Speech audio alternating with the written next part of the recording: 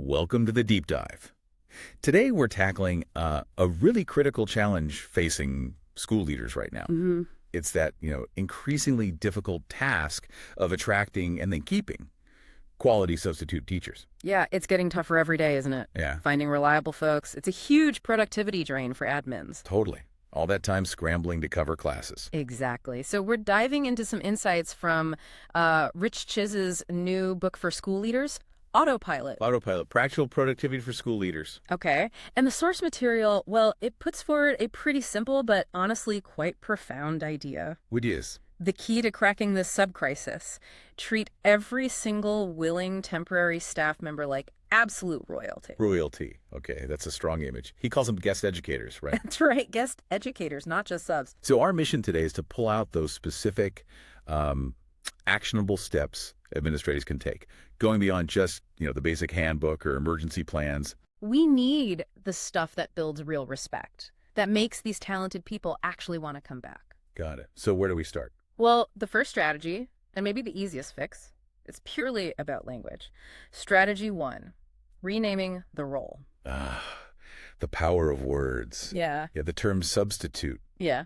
It carries some baggage, doesn't it? It really does. It kind of implies, just babysitting, and let's be honest. It can sometimes be like waving a red flag for student misbehavior the minute they hear sub. Precisely. And Shiz links this right back to administrator productivity.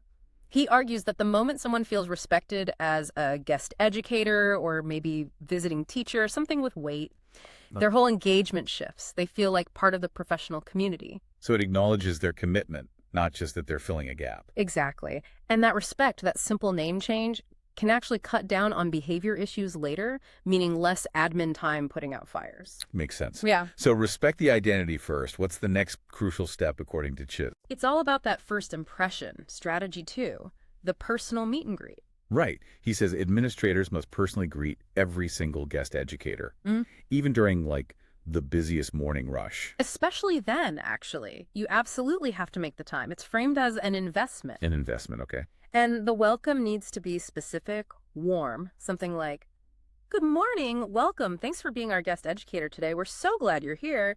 Let me show you to the classroom." It sounds basic, almost obvious. It does, but think about the impact, that little 5-second connection. It makes them feel genuinely wanted. And critically, it bumps up the chance they'll pick your school again next time. Okay, so the welcome mat is out. Then what? We need practical tools, right? Strategy 3. Right. Strategy 3 is about giving them practical tools for a smooth day. He calls it flow and show. Flow and show. Okay, explain that. Why the emphasis on, visual details? Isn't a standard map and schedule okay? Well, because clarity reduces stress, right? They're walking into an unfamiliar situation. Flow means giving them a map, yes, but a good one. Colorful, easy to read. Not the blurry 20-year-old photocopy. Exactly. And crucially, it needs names and room numbers of helpful people nearby. Like, who's the closest grade level lead or admin they can quickly ask a question? Got it. So that's flow. What about show? Show is all about the schedule. It needs to be super clear, detailed, color-coded is apparently best practice. Especially if they're juggling multiple classes or duties? Definitely. It has to spell out exactly which teacher they're covering, where they need to be, and when. This clarity prevents confusion, prevents them getting lost. Which prevents those frantic 5-minute phone calls to the office later, saving admin time again. You got it. It all ties back to productivity. Okay, now for maybe the trickiest one for busy admins. Strategy 4, ongoing support. The book pushes for a midday check-in. Seriously, how do they fit that in? Yeah, that's the big question. But Chiz frames it cleverly. It's not just support, it's also quick assessment. Ah, okay. How so? That quick check-in, just popping your head in, asking, how's it going? Need anything? Quick restroom break. It does 2 things. Okay. 1, it genuinely supports the guest educator, makes them feel seen. 2, it lets the admin quickly gauge who's handling things well, who's professional. Who you definitely want to invite back. It's like real-time retention screening. Exactly. You're identifying your reliable pool. And then you need to show appreciation for those reliable folks. I saw the mention of a principal hosting an annual luncheon, which is great, but maybe not always feasible. Right, but smaller things work too. The book suggests immediate small gestures, like having a little welcome kit ready when they arrive. Oh, like what? Simple stuff. A cold bottle of water, maybe a small candy bar, a school logo stress ball, something tangible that says, We value you being here right from the start. Nice. Immediate positive reinforcement. Mm-hmm.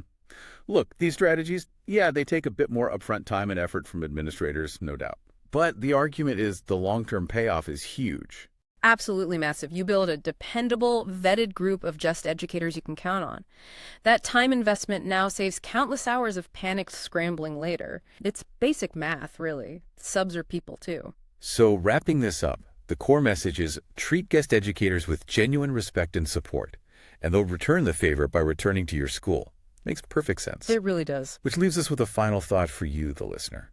If simply changing a title from substitute to guest educator can significantly shift perception and even performance, what other maybe outdated or minimizing job titles, perhaps in your own school or even your business, might be quietly undermining your efforts to recruit and keep great people? Something to chew on.